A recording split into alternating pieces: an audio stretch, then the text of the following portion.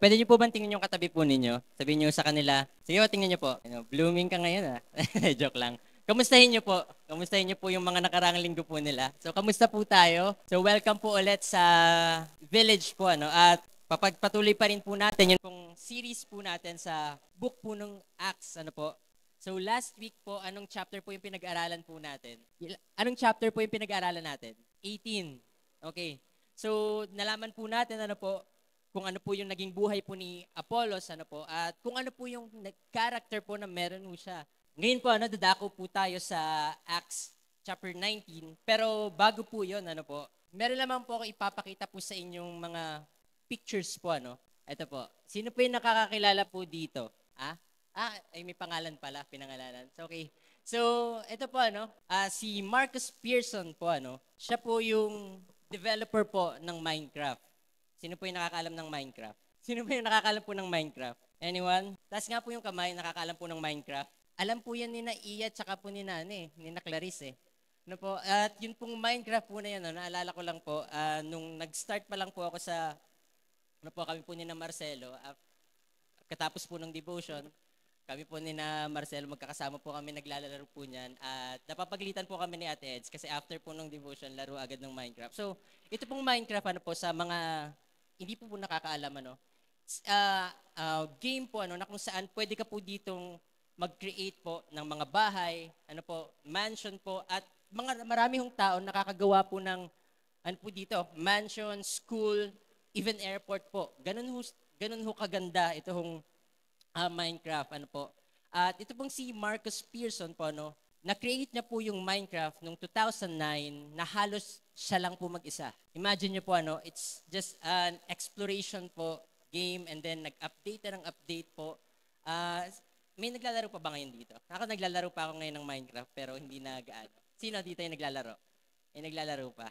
Okay. So, ito po noong pong 2009, yun po yung na-create po yung Minecraft at 2014 po doon po sumabog po yung sales po niya at during that time po 15,000 copies yun pong nabibenta per day. Imagine niyo po yun, 15,000 copies po yun na bibenta po per day at grabe ho, nag-skyrocket po itong si Marcus Pearson at nakabuo siya ng company. At nung time ho na yon, nakilala na ho yung application, ang dami na hong gumagamit, nakilala na po yung Mojang. So yun po yung po niya, At nung time ho na yun, sa kabila po nung grabe ho, dami hong pera, dami ho nang nakakakilala ho sa kanya, ang daming bumibili ng application, ang daming naglalaro ng Minecraft. Pero nung time ho na yon, sa hindi ho inaasahan hong pangyayari, na burnout ho itong si Marcus Pearson. Imagine niyo po, same year, 2014 po, kung saan nakakasold po ng 15,000 copies, nun pong laro, same year po, nag-chat po siya or nag-tweet po siya, sabi niya, baka may gustong bumili ng company ko. Kasi syempre English. Baka may gustong bumili ng Minecraft. At nung time ho na yon, meron ho nag-chat ho sa kanya, at binili ho siya ng Microsoft. Binili ho siya ng Microsoft. So, 2.5 billion yun pong bili. At nung binawasan po yung mga taxes po, umabot po ng 1.8 billion yung na pera niya. At nung time ho na yun, bumili ho siya ng bahay worth 70 million po. Pakita po natin yung bahay. Pwede niyo pong tingnan doon, parang mas malinaw po ata doon eh. Ganun po yung bahay po na binili po ni Marcus Pearson and take note po, nakipag-away pa siya kay Beyonce at kay Jay-Z para lang mabili yung bahay na yan. Nakipag-discussion pa ho siya at nabili niya po yung bahay ho na yan. So sa LA po yan, Nung time ho na yun, hindi pa rin ho siya, Hindi pa rin ho siya, malungkot pa rin ho siya. Kasi po, nung nabili na po sa kanya ho yung Minecraft, nag-try pa rin naman ho siya na gumawa po ng mga games at hindi na ho bumalik yun pong same spirit at passion po nung kinikreate niya po yung Minecraft. Nawala po yung mission po dun ho sa loob. Nawala ho yung meaning at nung time na-depress ho siya at hindi na ho bumalik ulit yun pong fire po dun sa loob na na-create ho ng Minecraft po dun ho sa buhay niya. So, bakit ko na-share po itong kwento po na ito ni Marcus Pearson po, ano. Sabi nga po, in life po, lagi po nating naririnig po dito na kapag nawala na po yun yung meaning po or yun yung reason bakit po tayo nabubuhay, diyan na po gumugulo yun pong lahat. Ano, diyan na po gumugulo ho yung buhay.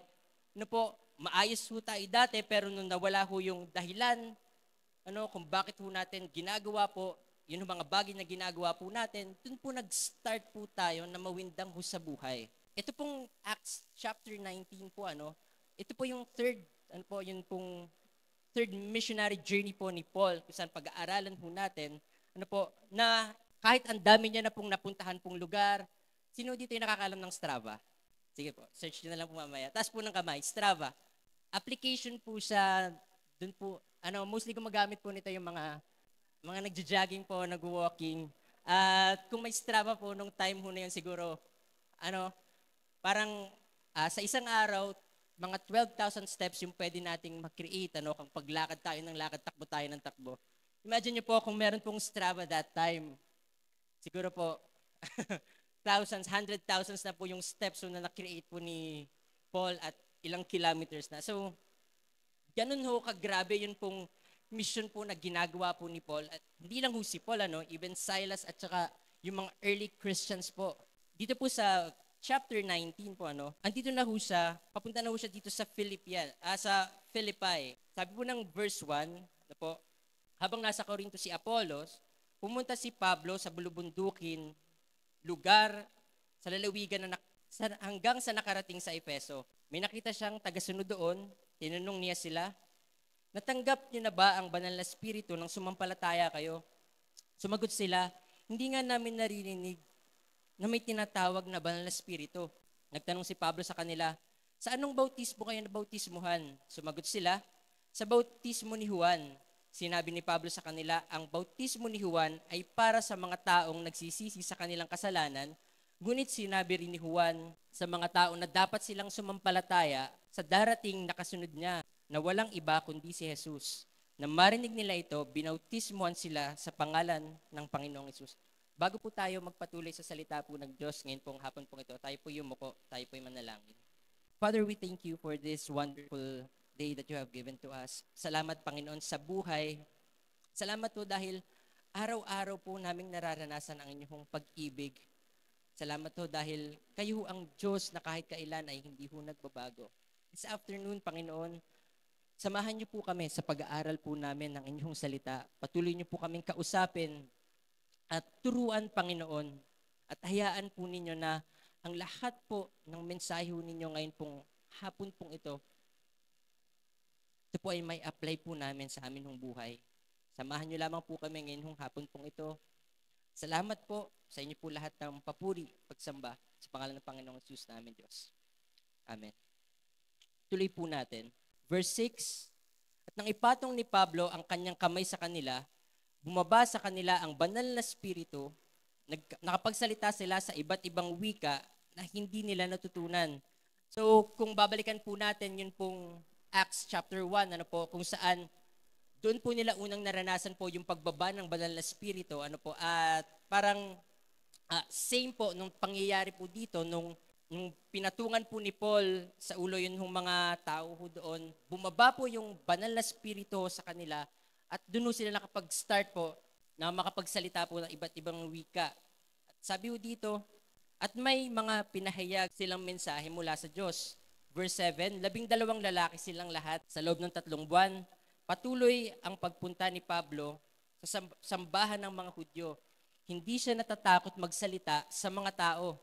Nakipagdiskusyon siya at ipiniliwanag sa kanila ang tungkol sa paghahari ng Diyos. Pero ang iba sa kanila ay matigas, talagang ulo at ayaw maniwala at siniraan nila sa publiko ang pamamaraan ni Jesus. Kaya umalis si Pablo sa kanilang sambahan kasama ang mga tagasunod ni Jesus at araw-araw ay pumunta siya sa paaralan ni Tyrannus para ipagpatuloy ang pakikipagdiskusyon sa harap ng madla. Sa loob ng 2 taon, ganoon ang kanyang ginawa kaya lahat ng nakatira sa lalawigan ng Asya, Hudyo at hindi Hudyo ay nakarinig ng salita ng Diyos. verse 11, maraming pambihirang himala ang ginawa ng Diyos sa pamamagitan ni Pablo, kahit ang panyo at mga apron na ginagamit niya ay dinadala sa mga may sakit at gumagaling sila at lumalabas din ang masamang espiritu. May ilang Hudyo roon na gumagala at nagpapalayas ng masamang espiritu sa mga taong sinasaniban nito.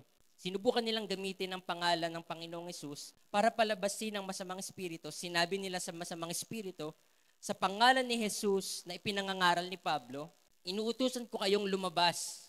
Ganito rin ang ginawa ng 7 anak na lalaki ni Iskeba. Si Iskeba ay isang namamahalang pari. Sinubukan nilang palabasin ang masamang espiritu sa pangalan ni Jesus. Pero sinagot sila ng masamang espiritu, kilala ko si Jesus, ganon din si Pablo. Pero sino naman kayo? Yung sabi ho ng masamang espiritu. At nilundag sila ng taong sinasaniban ng masamang espiritu at sinaktan. Wala silang magawa, kaya tumakbo sila palabas ng bahay na hubad at sugatan. Ang pangyayaring ito ay nabalitaan ng lahat ng Hudyo at mga hindi Hudyo na nakatira roon sa Epeso. Natakot sila at lalo pang naparangalan ang pangalan ng Panginoong Hesus. Maraming sumasampalataya ang lumapit at nagtapat ng kanilang masasamang gawain. At marami rin sa mga salamangkero ang nagdala ng kanilang aklat at sinunog nila mismo ang mga ito sa harap ng lahat. Ang halaga ng mga aklat na sinunog ay umabot ng ilang milyon. Dahil sa pangyayaring ito ay lalo pang lumaganap ang kapangyarihan ng salita ng Diyos. So kita po natin yung nangyari ho nung time ho na yon, ano po. Sabi nga po, reason ho bakit po nagagawa ito ho ni na Paul is hindi ho dahil dun sa kanilang mga galing, ano po. Nagagawa ho nila ito dahil po dun ho sa Espiritu ho ng Diyos na nasa sa kanila, ano po.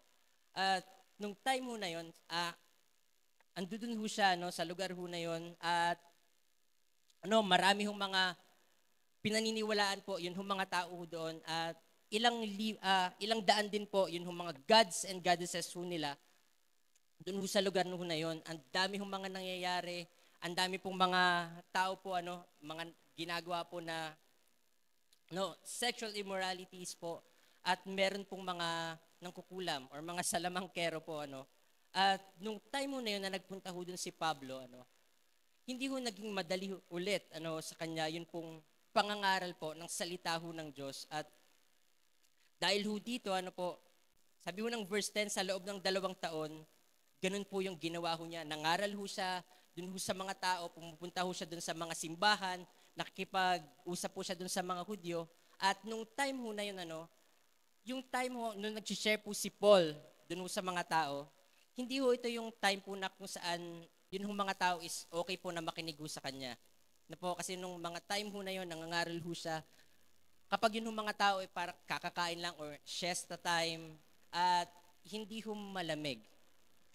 Dun ho sa dun ho sa lugar ho na yun Ang init ho doon, pero grabe ho Yun hong passion ho ni Paul, yun hong mission ho dun ho sa puso ni Paul. Ito yung kailangan kong gawin Ito yung kailangan nilang marinig, kailangan nilang makilala ang Panginoong Hesus. At meron po siyang nakilala po ng mga tao ho doon at yung sabi ho nila, nagtanong ho sila about ho doon sa ang alam lang daw po nila is yung bautismo po ni Juan. Kaya ho sabi ho dito sa verse 3, nagtanong si Pablo sa kanila, sa anong bautismo kayo na bautismuhan? Sumagot sila, sa bautismo ni Juan. Sinabi ni Pablo sa kanila, ang bautismo ni Juan ay para sa mga taong nagsisisi sa kanilang mga kasalanan. Ngunit sinabi rin ni Juan sa mga tao na dapat silang sumampalataya sa darating na kasunod niya na walang iba kundi si Jesus. Nang marinig nila ito, binautismuhan sila sa pangalan ng Panginoong Hesus. At nang ipatong ni Pablo ang kanyang kamay sa kanila, bumaba sa kanila ang banal na Espiritu, nakapagsalita sila sa iba't ibang wika na hindi nila natututunan at may pinahayag silang mensahe mula sa Diyos. 12 lalaki, silang lahat. Nung time ho na yon na nangaral po si Paul, marami pong tao yun hong kumilala sa Panginoong Hesus. Marami pong tao nakarinig ang tungkol po sa Panginoong Hesus, about po sa pag-ahari ho ng Diyos, at tumalikod po dun ho sa mga ginagawa po nilang mali. Marami hong mga salamangkero po na sinunod na po nila yun pong mga, yung mga books ho nila at millions daw po yung halaga ho nun. At meron hong mga tao po na nagsisi po sa kanila hong mga kasalanan at lumapit ho sa Panginoong Jesus.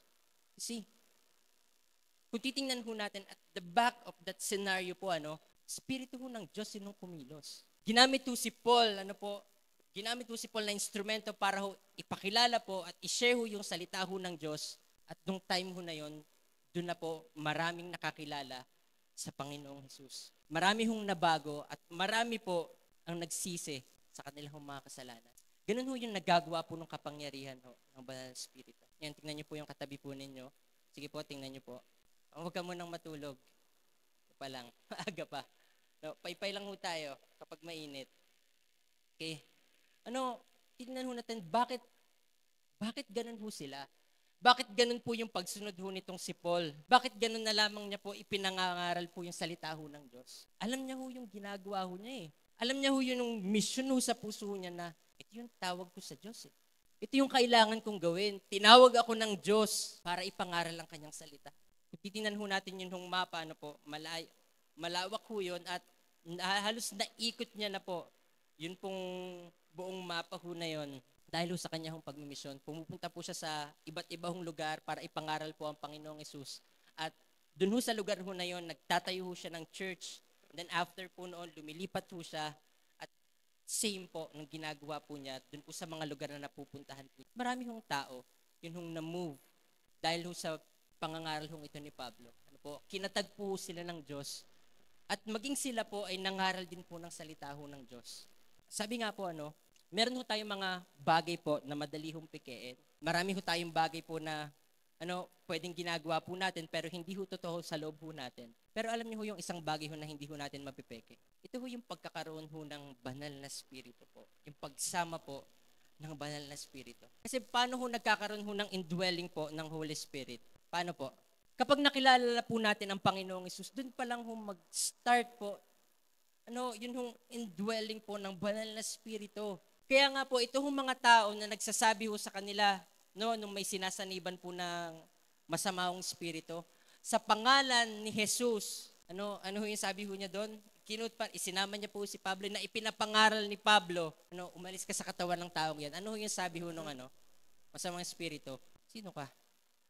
Hindi kita kilala. Kilala ko si Paul, kilala ko ang Panginoong Hesus, pero sino kayo? Yun yung mga tao ho na meron hong kakayanan ho na makagawa ng mga ganun hong bagay. Sila lang ho yung mga tao na totoong kumilala ho sa Panginoong Hesus. Bakit ho sila nakakapag-perform ho ng mga miracles? Ito, nung time ho na to, nagkaroon na naman ho ng miracles po na even yun pong, sabi ho doon, yung panyo, kapag dinadala ho doon sa may sakit, gumagaling ho sila. Yun ho yung himala ho ng Diyos nung time ho na yon. Kaya ho marami po yung nanampalataya at marami ho kumilala ho sa Panginoong Hesus. Pero sabi nga po, hindi ho ito dahil kay Paul eh. Ito po ay dahil ho sa pagkilos ho ng Diyos. Dahil ho ito sa banal ho na spirito. Kaya po tumalikod yun hong mga tao dun sa mga masasama ho nilang ginagawa at kumilala ho sila sa Panginoon. Kaya nga po, malalaman ho natin na kapag yun hong isang tao po ay totoong nakakilala ho sa Panginoong Hesus, meron hong pagbabago. Gawin ho natin change. Kaya nga po, ito ho yung tanong ho sa atin eh. Meron ho bang nababago ho sa loob? Yun nga ho yung sabi ho ni Coach Walter nung pong nagturo ho siya. Nag-aaral ho tayo nitong Acts. Pero ang tanong, ano ba yung pagbabago dun sa loob? Meron bang nagbabago dun sa loob ho natin? Kasi kung wala po, palabas lang ho yan. Hindi ho natin kayang baguhin yung sarili ho natin ng tayo lang. Pwede ho natin gawin yon pero hindi ho natin magagawa yon consistently. Tanging Diyos lamang po ang makakapagbago ho sa tao. Wala na hong iba.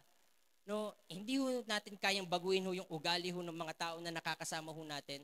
Tanging Diyos lang po. Verse 18 po, basahin po natin. Marami sa mga sumasampalataya ang lumalapit at nagtatapat sa kanilang masasamang gawain at marami ring salamangkero ang nagdala ng kanilang mga aklat at sinunog nila mismo ang mga ito sa harap ng lahat. Ang halaga ng aklat na sinunog ay umabot ng ilang milyon dahil sa pangyayaring ito, lalo pang lumaganap ang kapangyarihan ng salita ng Diyos. Bakit gusto mong makilala si Jesus? Or hindi pala po bakit gusto mong lumapit kay Jesus? Yun po yung tanong. Bakit gusto mong lumapit kay Jesus? Ano po? Ano yung sagot ho nila? Ano yung sagot ho nila? Anyone? Bakit po? Dami yung reasons, ano? Karamihan po sa mga tao, bakit ho sila lumalapit ho sa Panginoong Hesus. Kasi minsan, gipit na ho sila sa buhay. Wala na ho silang malapitan. Kahit yung matalik nilang kaibigan, hindi na sila kinakausap or hindi na sila, tinutulungan. Marami hong tao, last option na lang po ang Diyos eh. Na nakakalimutan na ho nila na reason po, kaya ho tayo nagkaroon ho ng relasyon ho sa Panginoong Hesus. Hindi lang ho tayo lalapit ho sa Kanya kapag kailangan na ho natin, kapag wala na ho tayong iba hong mapuntahan, or even, kasi kailangan ko ng salvation. Hindi ko kayang iligtas yung sarili ko, and totoo naman ho yun eh. Totoo ho yun. Pero ang tanong ho sa atin, what about the mission? Paano naman ho yung tawag ho ng Diyos? Kasi yun ho yung nakakaligtaan ho natin eh. Nakilala ko ang Panginoong Hesus, alam ho natin na ligtas na ho tayo, pero ang tanong ho, nasan ho yung mission? Nasan ho yung mission po na ipakilala po ang Panginoong Hesus ho sa iba? Ano ho yung ginagawa ho natin kapag meron hong tawag ho ang Diyos ho sa atin? Yun ho eh. Marami lang ho kasing tao, Christians po dun lang ho sila nakatingin dun sa salvation, pero wala ho sa puso ho nila yung mission. Okay na to.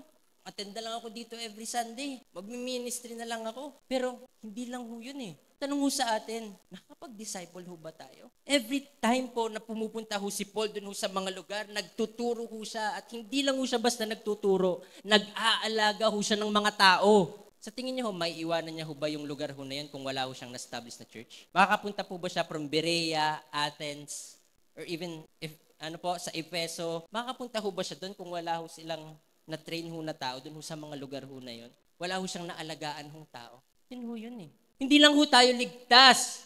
Meron ho dapat misyon. Ilang taon na ho tayo dito ho sa church. Tanong ho sa atin, nasaan na ho yung mga naalagaan?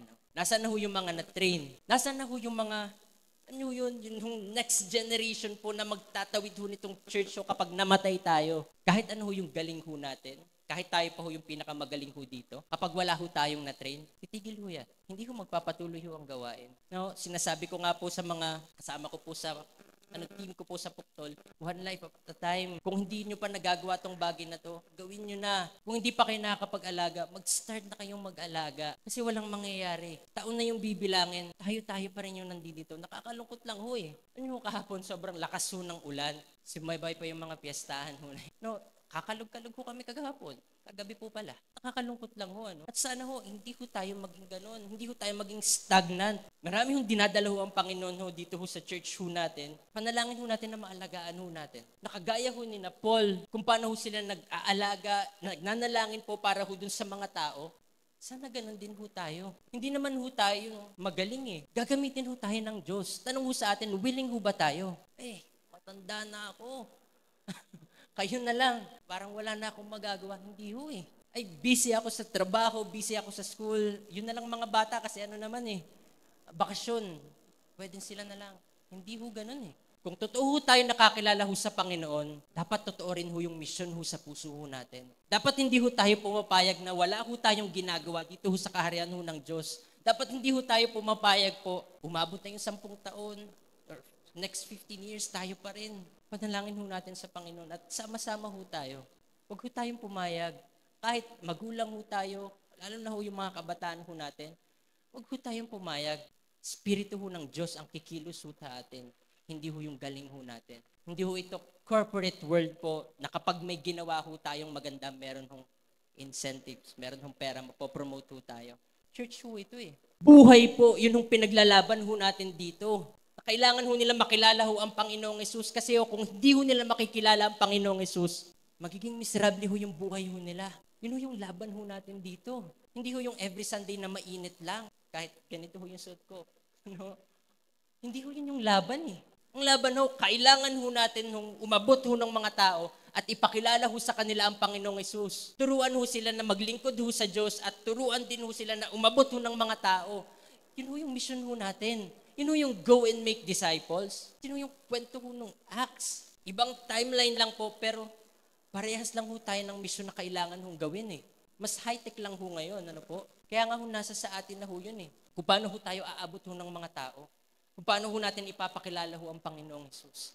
Alam niyo po, yun yung mga ganong klase hong bagay na nararanasan ho natin. Hindi ho natin yun basta-basta ho mafe-feel lang na kailangan ko nga. Diyos ho ang kilos ho sa loob ho natin.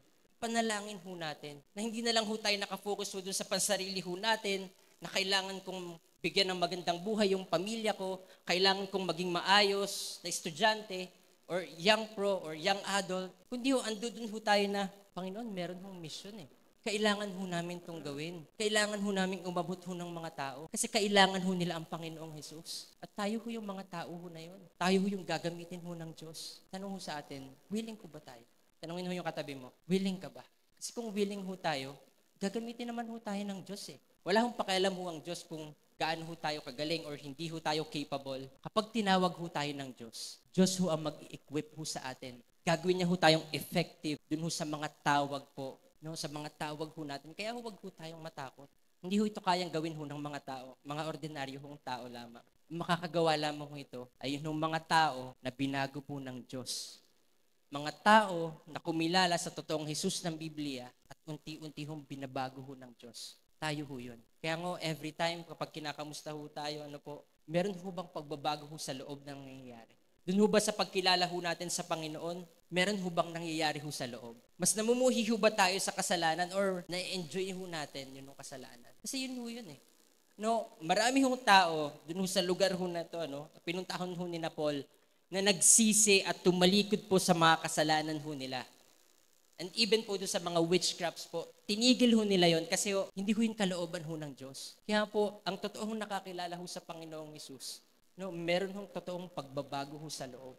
Hindi ho kasi pwedeng dumalakad ho tayo sa Panginoong Hesus and at the same time po, sa kabilang kamay ho natin, hawak-hawak pa rin ho natin yung kasalanan at hindi ho natin mabitawan.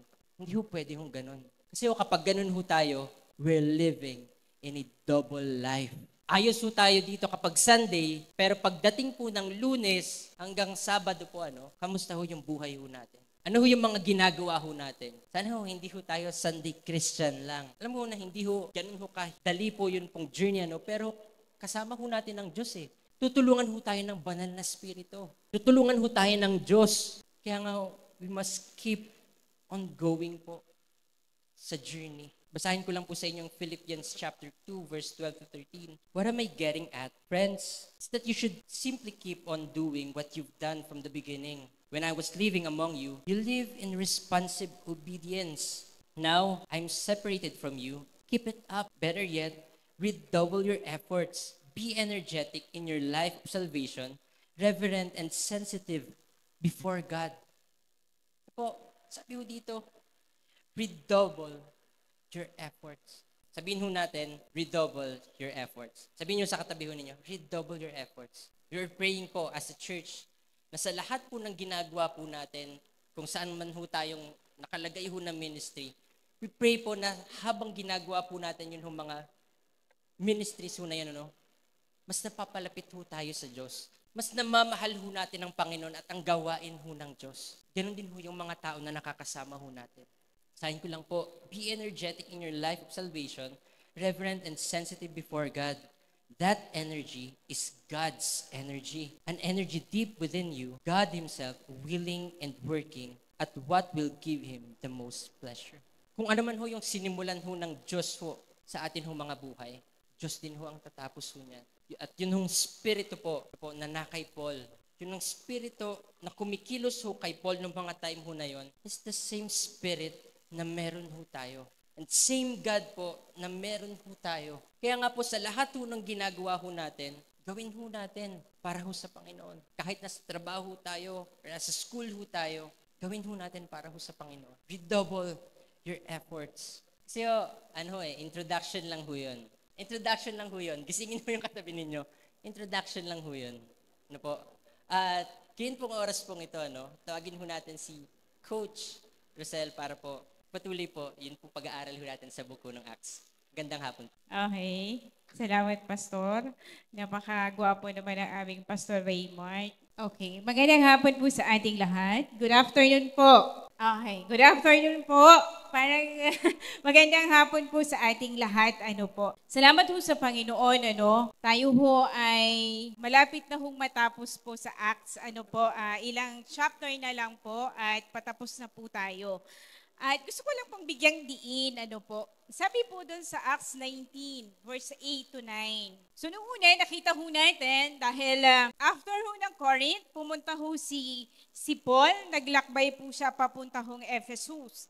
Ang Ephesus po ay pinakamagandang city that time. Pinakamayaman pong city that time. Kung ang iba pong lugar na puntahan po ni Pablo ay dumadaan ho sa suffering, sa paghihirap, ang Ephesus po walang ganoon. They are a flourishing city.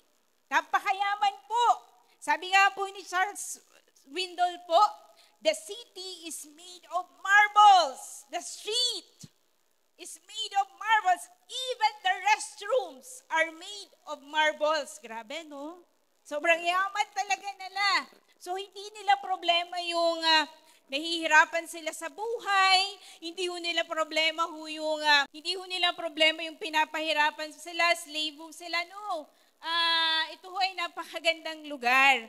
Ano po, kaya po, that time, talaga pong ang pagmimisyon po ni Pablo ay hindi pwedeng makarating. Kasi ito po yung pinakamaganda, pinakamalaki, pinakamayamang city. Okay? That time. Okay? At sabi po dyan, at makikita po natin, di ba sabi niya, nakakita siya ng mga tao, tinanong niya, nabautismuhan na ba kayo? Kasi nung una po, di ba, sabi nila, ano yun? Nabautismuhan kami ni Juan. Sabi niya ganon, sabi nila ganon. Sinabi ho yun ni Pablo not to condemn them, pero concern po siya eh. Kasi minsan po, tingin ho kayo sa akin, pwedeng magsisi ang isang tao, pero hindi siya nananampalataya sa Panginoong Jesus ng Biblia. Uulitin ko po pwede kang magsisi, pero hindi ka nananampalataya sa Panginoong Jesus ng Biblia. Maraming taong ganyan, nagbago na ako, nagsisi na ako. Pero ang tanong, ang pagbabago mo ba ay gawa ng pananampalataya mo sa Panginoong Jesus? Ang pagbabago mo ba ay dahil sa pananampalataya mo sa Panginoong Jesus? O ang pagbabago mo dahil sa sarili lang? Kaya sabi ho ni Pablo, kailangan kayong mabautismuhan ng banal na spirito. Unawaan po natin, nagigets po natin, yun po yung sinasabi niya. Kasi nung time na si Juan Bautista ay nagbautismo, it is not yet finished. Hindi pa tapos yung trabaho ng Panginoon. Kasi wala pa naman siya nung panahon na yun. Pero ang sinasabi ho na bautismo ni Pablo ay yung finished work of God ng Panginoong Jesus. Yung siya po ay namatay, inilibing at muling nabuhay. Tinutukoy niya. Pero ngayong hapon, gusto ko lang makita, no? Sabi mo dyan, sa loob ng 3 buwan, si Pablo'y pumasok sa sinagoga at, ano daw po? Ano po ang nakalagay? Buong tapang, he boldly preached the gospel. Ganun ho yung puso niya, buong tapang. Whether matataas kayong tao, hindi niya ho yun Ang para ho sa kanya, katulad ng sinasabi ni Pastor Raymart, yung puso na kailangang makakilala ng mga taong ito. The question for us this afternoon, do we have that heart for the lost? Nung prayer meeting po, nag-share po si Ate Eds. Siya po yung nagturo. Sabi po sa Acts 17, meron po doong verse na sinabi ho doon, nang makita ni Pablo, nung dumating siya sa lugar ho ng Corinth, nakita niya yung mga tao ay sumasamba ho sa Diyos-Diyosan. Sabi ho doon, ang kanyang puso po ay nadurog, nabagabag, sobra pong nalungkot. Sabi, kamusta po tayo? Yun po yung sinasabi ni Pastor Nandito lang po ba tayo para ho umattend? And after that, babalik ho tayo sa dati nating ginagawa. Kung nanay ka, babalik ka sa trabaho bilang ina, mag-aasikaso ka ng pamilya. Kung tatay ka na nagtatrabaho, punta ka ng trabaho, uuwi. Pero do we have that heart for the lost? Gaano ho tayo nalulungkot, nababagabag dun sa mga tao pong wala pang pagkakilala sa Panginoon? Si Pablo ho, hindi ho siya tumigil ng kanyang missionary journey. Hindi ho tumigil yung pagmimisyon niya. Sabi ho dyan, sa loob ng 3 buwan, sa lugar ho ng Ephesus, si Pablo'y pumapasok sa sinagoga at buong tapang na nagpapaliwanag sa mga naroroon at hinihikayat sila tungkol sa kaharian ng Diyos. Sino po yung huli po ninyong na-share ng salita ho ng Panginoon? Meron ho ba tayo? Yun ang sinasabi ni Pastor Sede. Yung hindi ka makatulog sa gabi kasi alam mong marami pang tao yung hindi pa nakakilala sa Panginoon, mananalangin ka, Lord, abutin mo tong mga taong ito. Sa kanilang pagkahimbing, Panginoon, sa kanilang ginagawa, sa kanilang trabaho, Lord, abutin mo sila, mangusap ka. Nagkakaroon ba tayo ng ganyan? Mayroon pa bang ganyang puso? And nung prayer meeting po, nagkwento po, inilala po ni Ate Eds yung panahon na kami po ay unang nagmisyon sa lugar ng Balagbag. I was 24 years old that time. Sino dito yung 24? Pastor, 24 ka lang pala? Okay. 24 years old po ako. Bagong-bago pa ho ako dito noon. Ang instruction po sa amin, kailangan yung magmisyon sa lugar na yon. Pumunta kayo doon. Grabe ho, nung panahon na yon, grabe ho yung tapang po namin kasi alam po namin na ang banal na spirito po ang nagpapunta po sa amin doon. Biruin po ninyo, hindi naman ho ako Batanggenya eh. Hindi ko nga alam, hindi ko kilala yung mga taong pupuntahan namin. Wala ho kami kilala sa lugar na yon, ni isa. Binabahay-bahay po namin. Ang sinasabi po namin, kami po, ako po ay si ganito, kasama ko po si ganito, si Ate S, at kami po ay magkakaroon po ng Bible study. Yun po, Bible study ba o discovery class? Di ko maalala kung ano po yung sinasabi namin, pero magkakaroon po tayo ng ganun dito. So, iniimbitahan po namin sila. Hindi ho namin yung kilala, ha? So, hindi ho sa amin issue yung wala kaming pamasahe. Hindi ho sa amin issue yung wala ho kaming pera. Paano ho kami pupunta doon? Hindi ho yun ang issue. Ang gagawin po namin, lagi lang ho kaming mananalangin, Panginoon, Wednesday na po, kailangan po naming pumunta ng Balagbag, wala po kaming pamasahe. Pagkatapos po naming mag-pray ng ganun, kami po ay aalis na, lalakad na, di namin alam kung paano kami pupunta. Basta kami, lalabas na ho nung kinutuluyan namin. At minsan magugulat na lang po kami, may makikilala po kami, may dadaan pong sasakyan, pasaan kayo? Sabi po namin, pabalagbag po kami, sakay na kayo. Makakarating po kami ng aming pupuntahan nang wala ho kaming pinamasahe. At ito yung nakakatuwa po, pagpunta ho namin doon, nag-pray ho kami ng bahay na magpapatuloy ho sa amin. Sabi ko, Panginoon, kailangan po namin ng isang tahanan na kung saan pwede kaming magstay, para ho, pwede kaming matulog, para ho, mas marami yung oras namin na ma-spend doon sa mga taong tuturuan po namin. Mayroon ho kaming isang bahay na napuntahan. Sabi ko ho sa Panginoon, ang mag-aalok ng inumin ay, Panginoon, yun na po yung binibigay niyo sa amin. Alam niyo, nakakatuwa po, hindi lang ho tubig yung binigay niyo sa amin, juice. Tapos po, hindi lang ho yung juice yung inalok niya. Sabi niya sa amin, dito na kayo mananghalian. Hindi niya ho kami kilala. First time ho naming nag-meet. Kita niyo ho yung pagkilos ho ng Panginoon. Naalala ko lang ho si Pablo, yung missionary journey ho niya eh. Hindi ho kami magkakilala. That time po siya ho ay nabangga ho, nabiyak ho yung ulo niya. May tahi ho siya dito sa ulo. Ang laki ho, parang ganyan ho kalaki. Sabi ko ho sa kanya, pwede ko po ba kayong ipag-pray? So pinag-pray ho namin at after ho nun, nalok na kami ng pananghalian. At hindi lamang po tubig, juice, Alam nyo, yun yung binigay ho ng Panginoon na magiging bahay po namin ni Ate Eds sa lugar ng Balagbag. At doon po nag-umpisa ang gawain natin sa Balagbag. 2004 po, mid-year of 2004. Nag-start po ang gawain po natin doon. At alam nyo, grabe yung pagkilos ho ng Panginoon sa amin doon ni Ate Eds, may dalawa ho siyang anak na lalaki. Parehas po sila, yung panganay may gusto kay Ate Eds, yung bunso may gusto ho sa akin. Huwag kayong tumawa, magaganda po kami. Alam niyo yun? Grabe ho yung pagkilos ho ng Panginoon sa amin that time. Kasi po, grabe yung galang nila sa amin. Never ho kaming nakaranas na kami ho ay gawa ng hindi maganda. Every time po na kami po ay maliligo, magsi-CR, ang gagawin po nila, lalabas po sila ng bahay. Saka po sila babalik pagtapos na ho kaming maligo o mag-CR. At alam niyo po ba, meron ho kami sariling higaan doon. May sarili ho kaming kwarto. Kita niyo ho yun?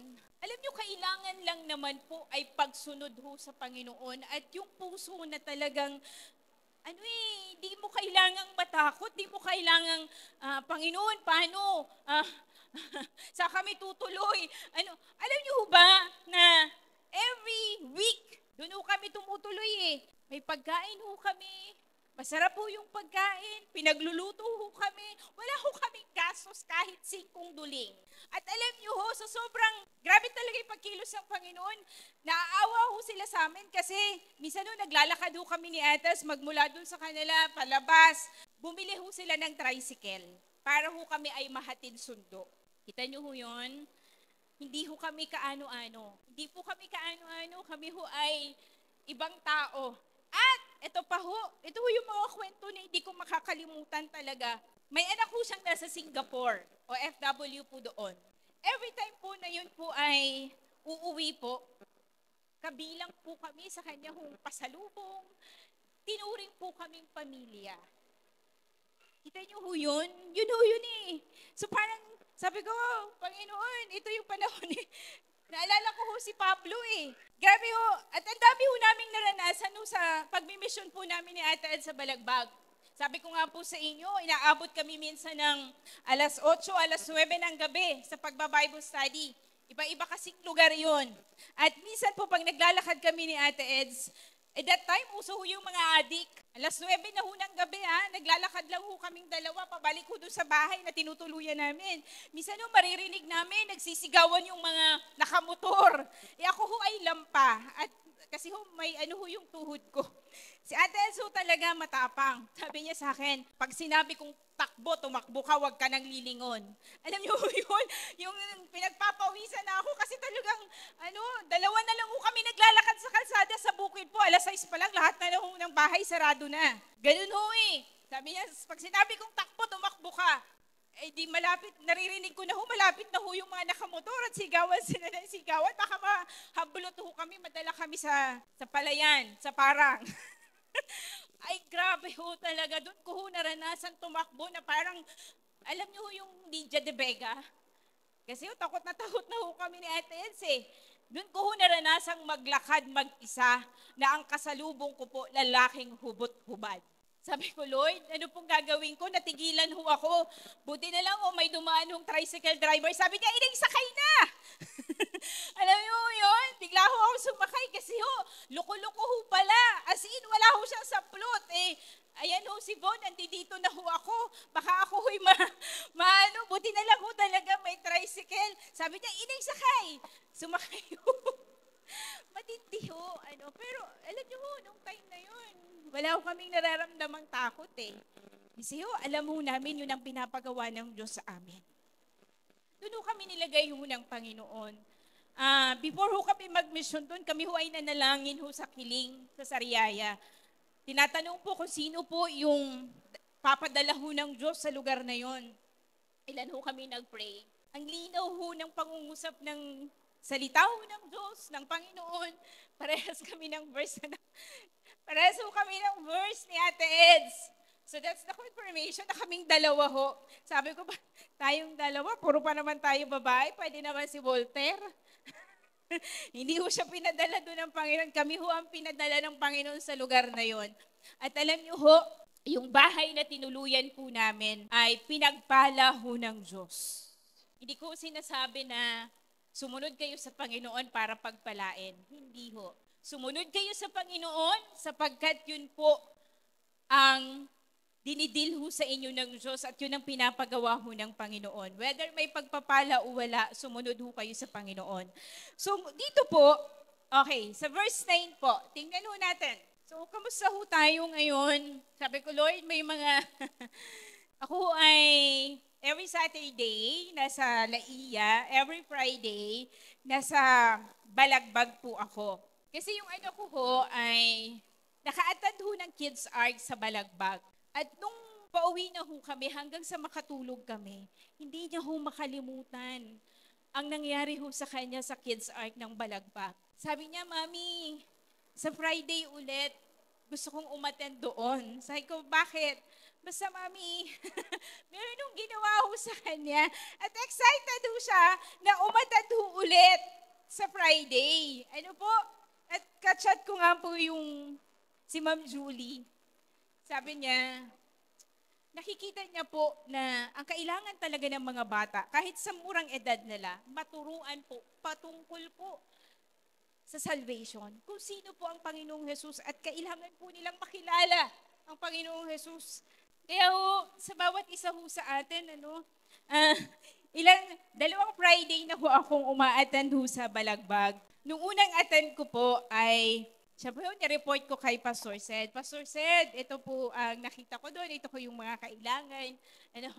Sabi ko sa kanya, amoy ang church nyo?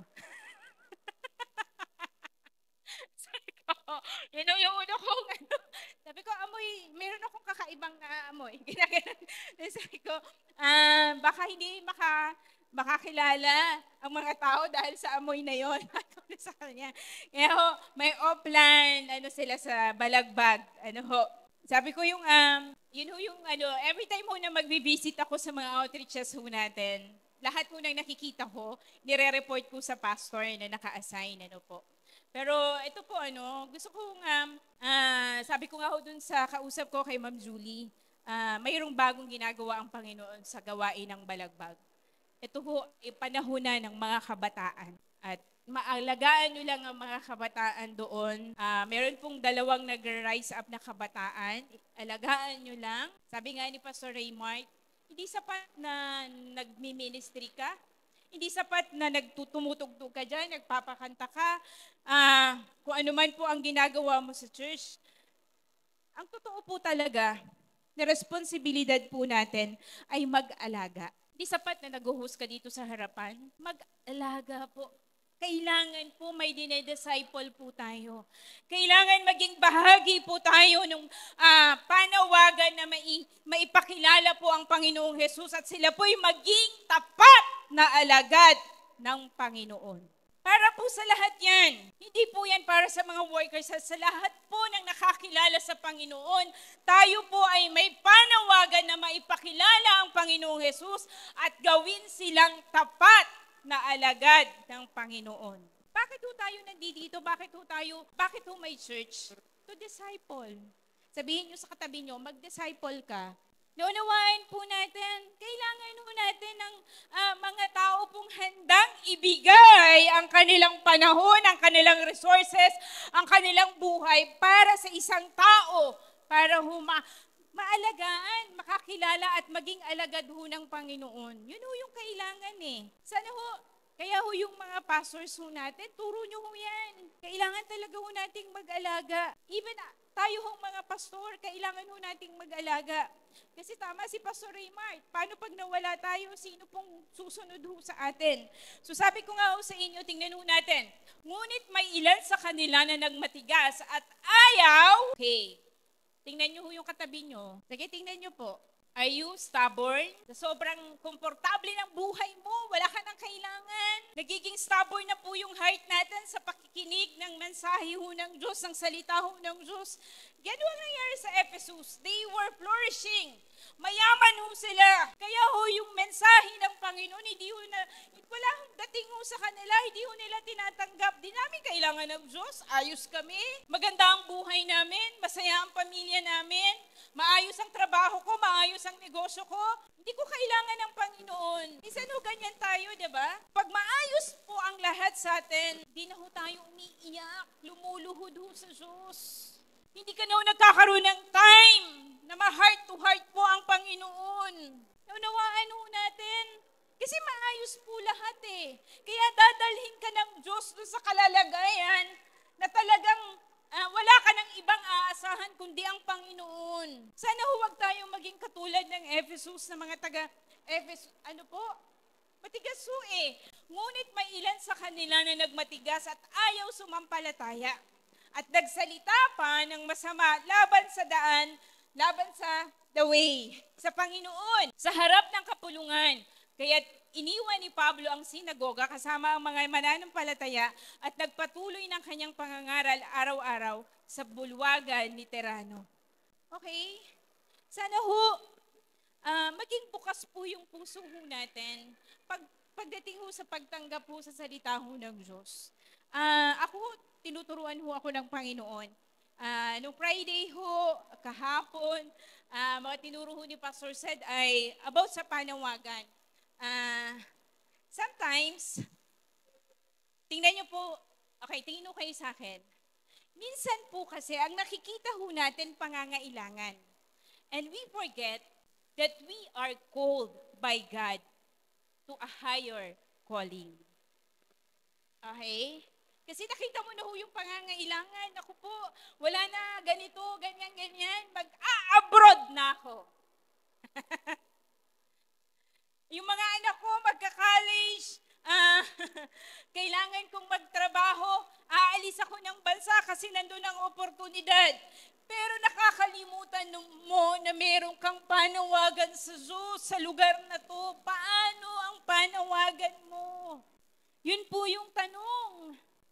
Kaya ho, panalangin ko ho sa mga nagsasabi po ngayon na gustong mag-abroad. Panginoon, wag po nilang makita ang pangangailangan. Pagtiwalaan kayo, ang makita po nila ay ang kanilang panawagan kung saan mo talaga sila inilalagay. Unawain ho natin. Sabi nga ni Pastor Sed, ganda ho na sinabi niya kagabi, nahihirapan ka, nawala na sa'yo lahat, sumamba ka. Sabi mo nga sa katabi mo, sumamba ka. Pagtiwalaan ho natin ang Panginoon. Si Pablo ho, ang dami ho niyang naranasan sa buhay. Wala pa ho yung naranasan natin. Yung naranasan natin ho, wala ho yan sa kalingkingan na naranasan ho ni Pablo. Pero ho, hindi ho siya natinag. Tinuloy niya ho ang kanyang panawagan. Hanggang sa katapusan ng kanyang buhay, ginagawa niya po ang kanyang panawagan sa Panginoon. Natatawa ako sa sarili ko. Nung isang araw ho ay, ito ho yung mga dati ko pa hong pinagpapasa ho. May kumonta ko sa akin. Sabi niya, ma'am, kayo po ay kasama sa inasas po namin na pwede ho namin ma-hire para sa ganito, ganyan. So nag-try ho ako. Sabi niya, nakita po namin yung inyong CV at kayo po ay qualified. So, pumasok na po ako sa Zoom meeting. Nakaupo na ho ako doon at ready na ho ako. Meron ho silang pinapa-upload na ID at selfie something. Nakailang minuto na ho ako, 30 minutes na yata, kung ano na, nagpatulong na ako sa asawa ko. Hindi ho ma-upload. Sabi ko, Panginoon, ano ba to? Ito ba? Alam niyo ho, tapos ho, nakakatawa. Kasi ho, dinagaano na ho ako. Binibigyan ako ng instruction, ma'am, ito po yung gawin ninyo, i-clear mo yung palitan mo ng browser, ganyan. So, para ho ma-upload ko. Bigla naman pong nag-pop up po doon sa cellphone ko. Kasi katabi ko yung laptop, kaharap ko yung laptop, katabi ko po yung phone ko, nag-pop up yung verse of the day. Sabi ko naman, bakit naman sa lahat ng verse yung paano nag-pop up? Alam niyo nakalagay? John 12:24. Sabi ko, Lord, alam niyo, nung binasa ko, sabi ko, Lord, ano ba to? Nakikita ko na ang pangangailangan, hindi ko na nakikita yung panawagan ko. Alam niyo, iniwan ko ho, ako po ay pumunta ho sa CR.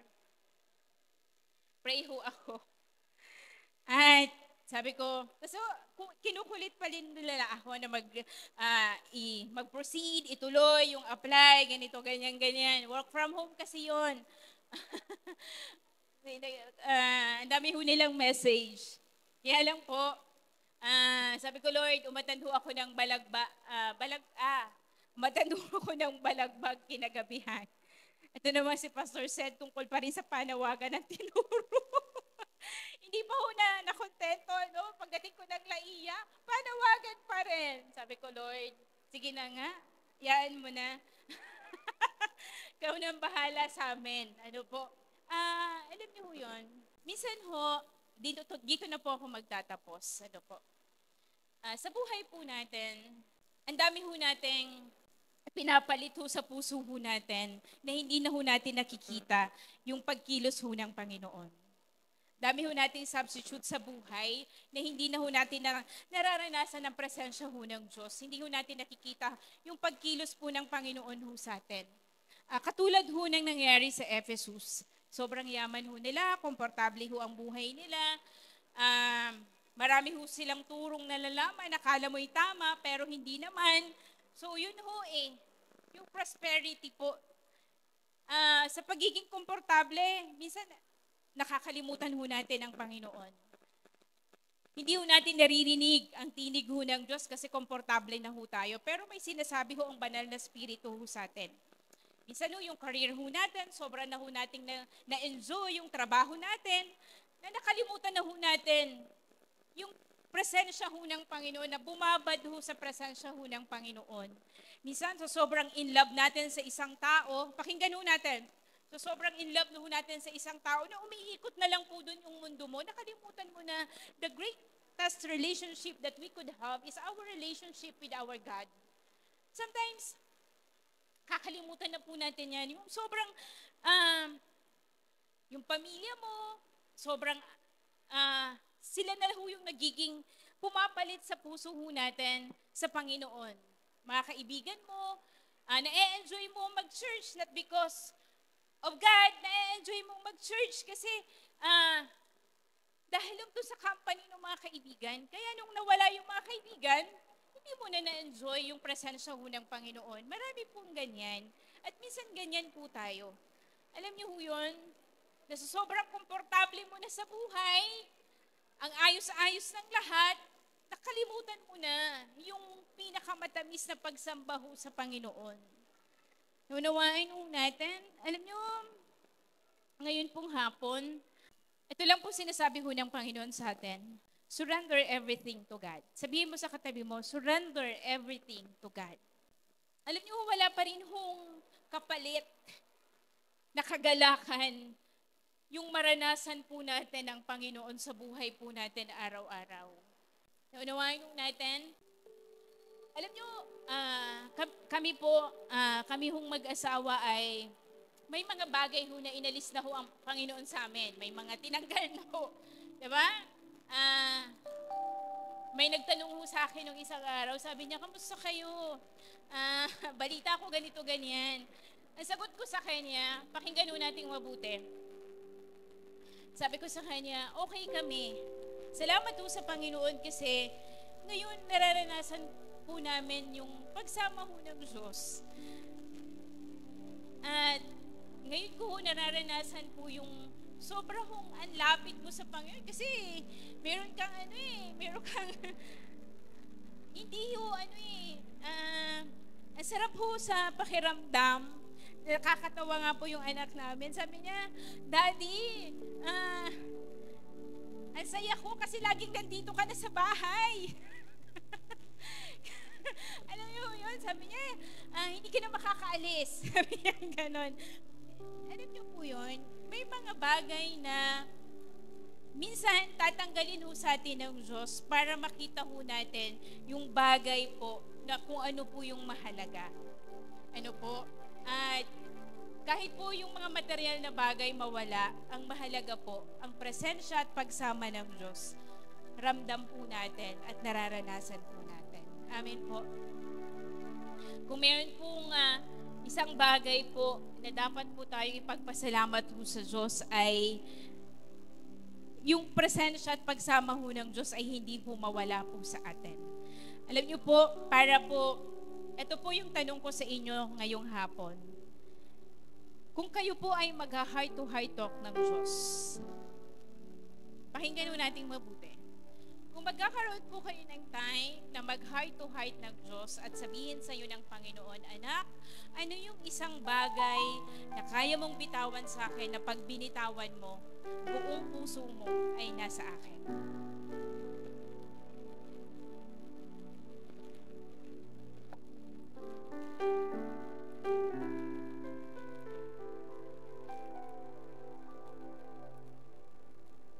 Kasi minsan, sasabihin mo sa atin ng Panginoon, anak, yung bagay na hinahawakan mo, yan ang nagiging dahilan para tumigas at hindi mo marinig ang aking tinig.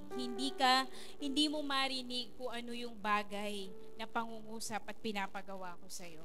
So ngayon pong hapon, tayo pong lahat ay tumayo para po patuloy nating maranasan ang pagsama ho ng Diyos, Church, para ho patuloy nating maranasan ang pagsama ng Panginoon. The first step is surrender. Isuko po natin lahat sa Panginoon, and with your arms empty and open, turn to your Creator. Tayo po ay lumapit ho sa Panginoon. Ano po?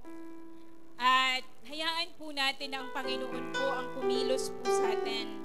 At pagtiwalaan po natin ang Diyos, ano man po ang, sabi ko nga po sa inyo, tinatawag ka ba ng Diyos? Huwag kang matakot na sumunod ho sa Panginoon. Tinatawag ka ng Panginoon na mag-disciple, mag-alaga, gawin po natin yan. Naunawaan po natin at sana po patuloy po tayong maging bahagi po ng panawagan po ng Panginoon to share the gospel. At ngayon pong hapon pong ito, tayo po'y lumapit po sa Panginoon.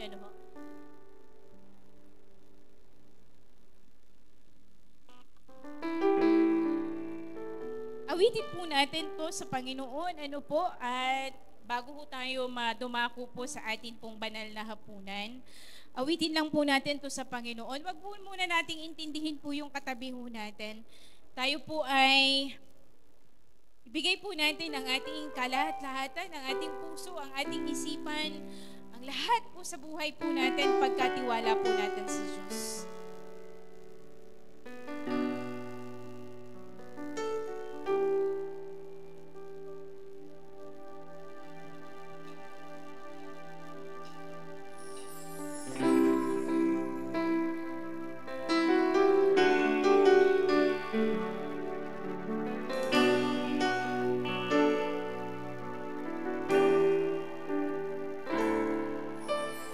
This is my desire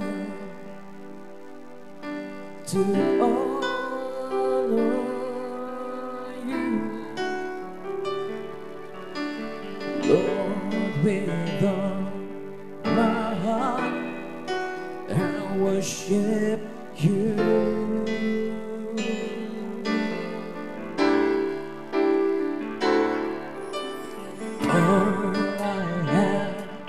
Within me, Lord, I give you praise.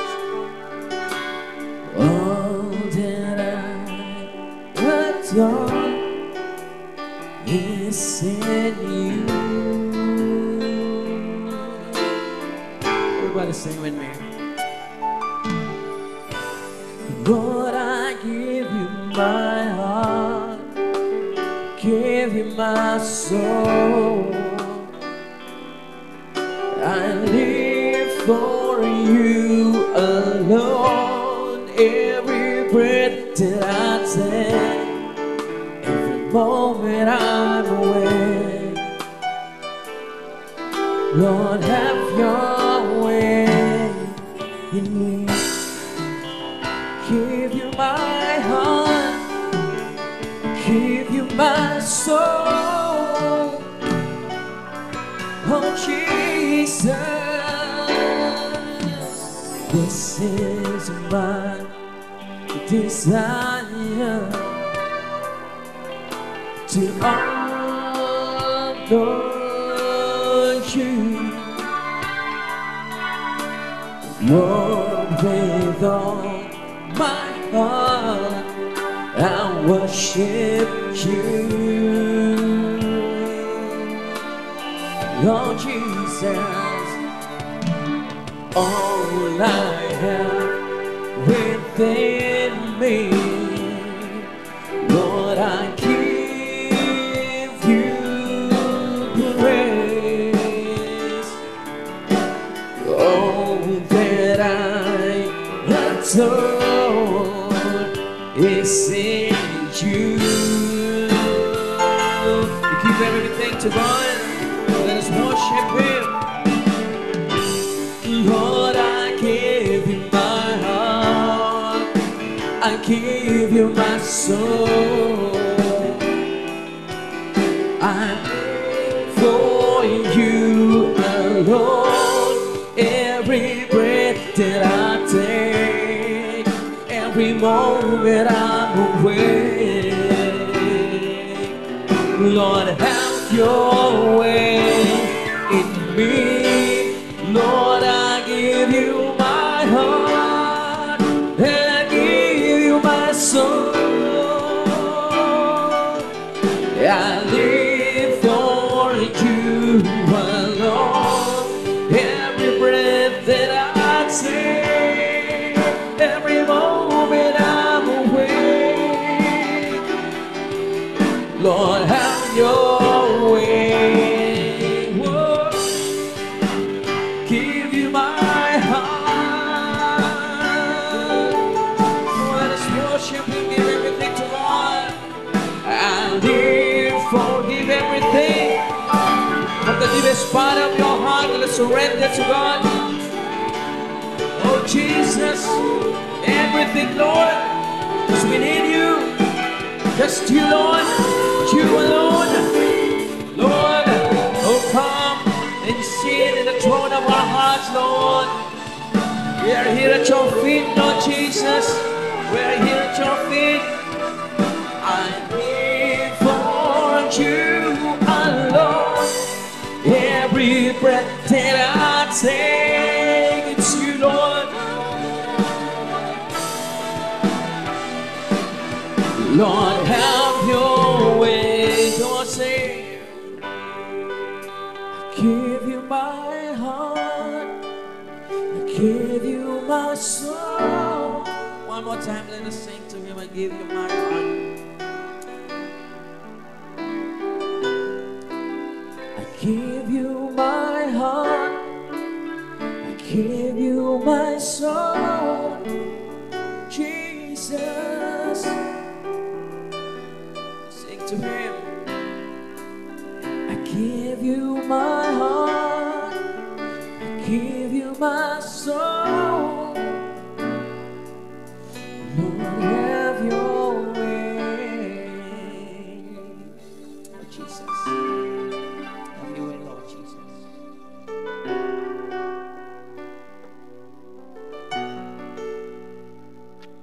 Tayo lamang po ay manatili sa presensya ng Panginoon. Panginoon, ang aming mga puso, Panginoon, ay siyasatin mo lamang po sa oras na ito. Kung may mga bagay na, may mga tao na, Panginoon, may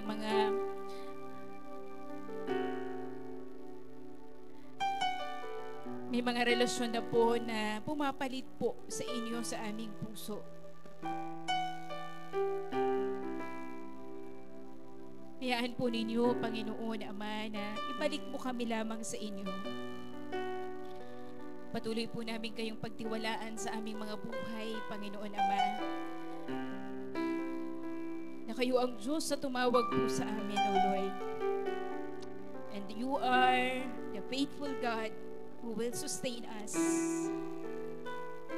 who will never leave us nor forsake us, O Lord. Katulad po ni Pablo, aming Amang Banal, bigyan mo kami ng tapang, Panginoon, Ama, na humayo, Panginoon, Ama, Panginoon, sa buong bayan ng San Juan, hindi lamang po sa bayan ng San Juan, Panginoon, saan mo man kami dalhin, Panginoon, maipahayag ang iyong salita. Hindi lamang po maipahayag, Panginoon, kundi sila po'y gawin po tapat na alagad po ninyo. Gamitin mo lamang po ang bawat isa, Panginoon Ama. Panginoon, ang panawagang ito, ang pangarap na ito, Panginoon, ang bigatin pong ito, Panginoon, patuloy mo pong ilagay sa puso ng bawat isa. Sa pangalan po ng Panginoong Jesus. Kami man ay kabataan, nag-aaral, kami kami man po ay magulang, kami man po ay young professional, ano man po ang aming ginagawa sa buhay, huwag po naming alisin ang aming panawagan na ipahayag ang iyong salita, Panginoon. Ama, lalo na po sa mga taong wala pang pagkakilala sa inyo. Turuan mo po ang bawat isa, Panginoon, Ama, na mag-alaga, Panginoon, Ama, mag-disciple, Panginoon.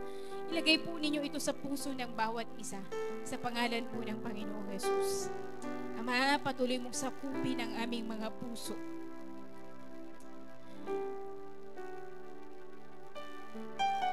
Panginoon, mangusap po kayo, Panginoon Ama, sa bawat isa pong naririto. Katagpuin niyo po, Panginoon Ama. Hindi lamang po naririto kami para lang po umatin, Panginoon, kundi Panginoon, ang hangarin po ng aming puso. Panginoon, patuloy ka naming maranasan, Panginoon. Magkaroon po ng pagbabago ng puso ng buhay, aming Ama, at patuloy ka po naming masamba.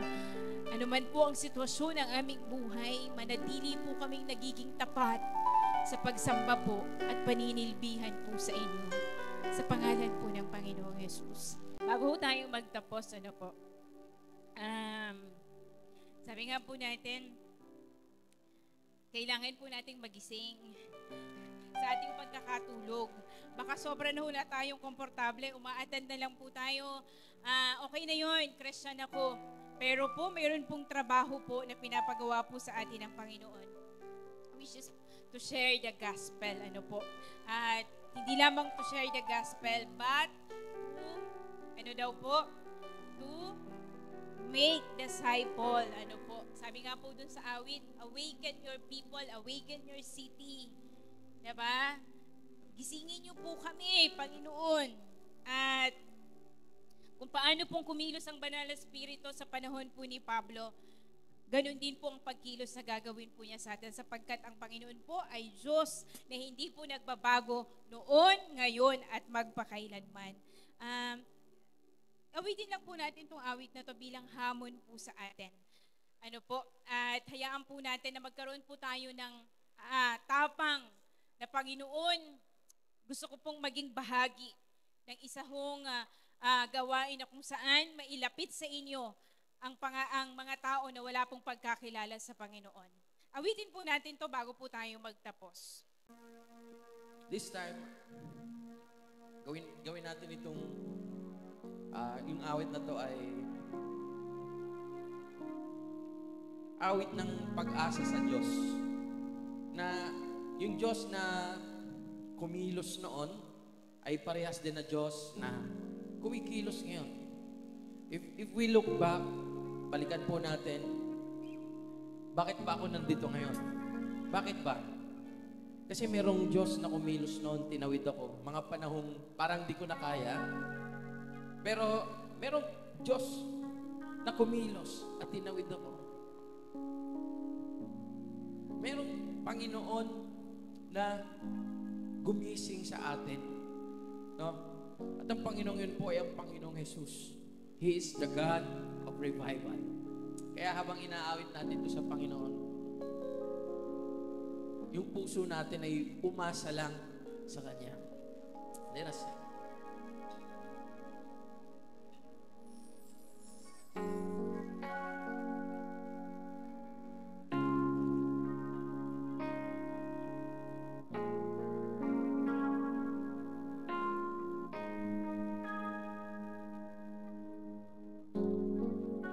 We've seen what you can do, oh God of wonders. Your power has no end. The things you've done before, greater measure, you will do again. 'Cause there's no prison wall you can't break through, no mountain you can't move. All things are possible. There's no broken body you can't raise. no soul that you can save. All things are possible. Let us say, the darkest night, you can light it up. You can light it up. God of revival, let hope arise. Death is overcome, and you've already won. God of revival, God of revival.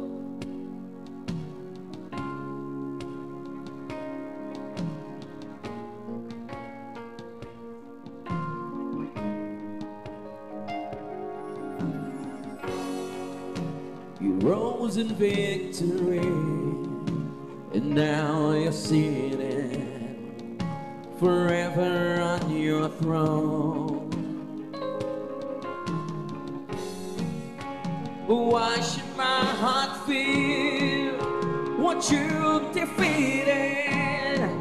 I will trust in you alone.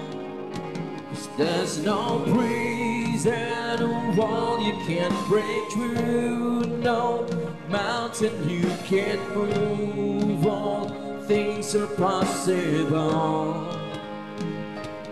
There's no broken body you can't raise, no soul that you can't save. All things are possible. Let us say, the darkest night, you can light it up. You can light it up. God of revival, let hope arise. Death is overcome, and you've already won. God of revival, God of revival. Oh Lord, come awaken your people.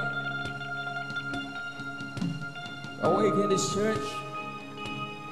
Awaken our hearts, Lord.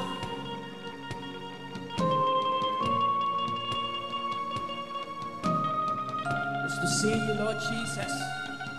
To see your will. To see your calling. Just to see your heartbeat, Lord Jesus. Oh, come awaken us, Lord. Let us sing to Him. Come awaken your people. Come awaken your city. God of revival, pour it out, pour it out. Every stronghold will crumble. I hear the chains hit the ground. God of revival, pour it out, pour it out. Oh, come awaken your people. Come awaken your city. Oh, God of revival, pour it out, Lord Jesus. Every stronghold will crumble. I hear the chains hit the ground. Oh, God of revival, come awaken, Lord Jesus. Come awaken your people. Come awaken your city. Oh, God of revival, pour it out, pour it out. Every stronghold will crumble. I hear the chains hit the ground. Oh, God of revival, pour it out. The darkest night, you can light it up. Oh, you can light it up, Lord Jesus. God of revival, let hope arise. The dead is overcome, and you've already won. Oh, God of revival, we shout it out to God. Oh, oh, oh.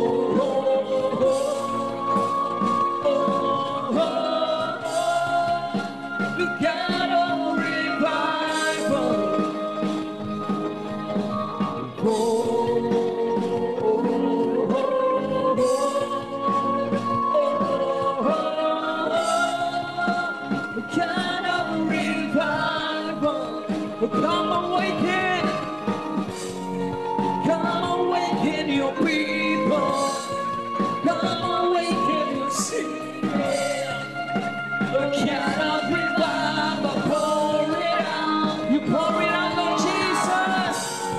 Let every stronghold of ground roll. I hear the chains hit the ground. Oh, kind of revival, pour it out, pour it out. Come on, come awaken your people. Come awaken your city. Oh, kind of revival, you pour it out your Holy Spirit in this place, Lord Jesus. Every stronghold will crumble. I hear the chains hit the ground. Oh, God of revival, pour it out, pour it out. Come awaken your people. Come awaken your city. God of revival, pour it out, pour it out. Every stronghold will crumble. I hear the chains hit the ground. God of revival, pour it out. There's no prison wall you can't break through, no mountain you can't move. All things are possible.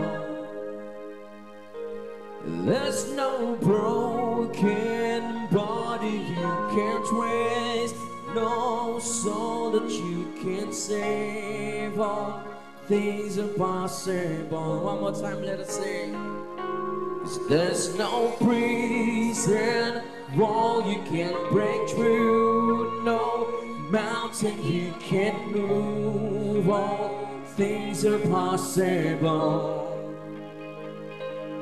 There's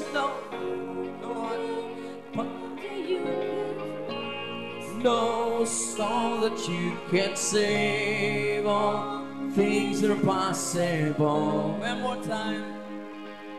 There's no prison wall you can't break through, no mountain you can't move. All things are possible.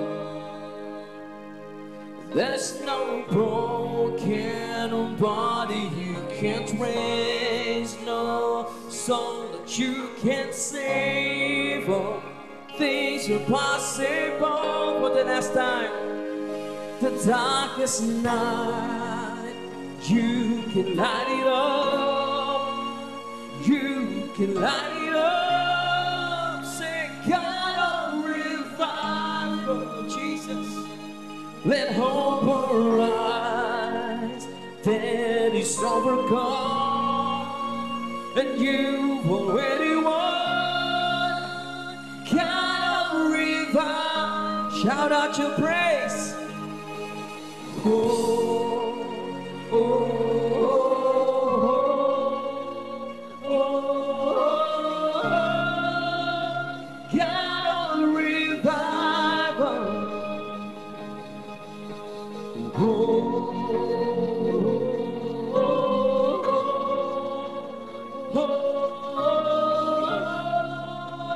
God of revival. Now watch it. Oh,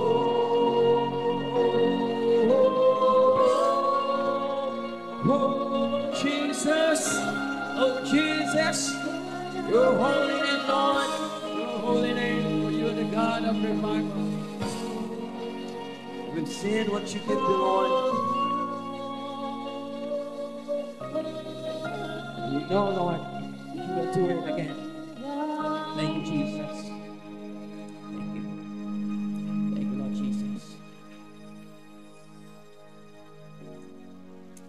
Lord Jesus, salamat po. Gisingin niyo, Panginoon, ang aming mga puso. Sa mga bagay, Panginoon, na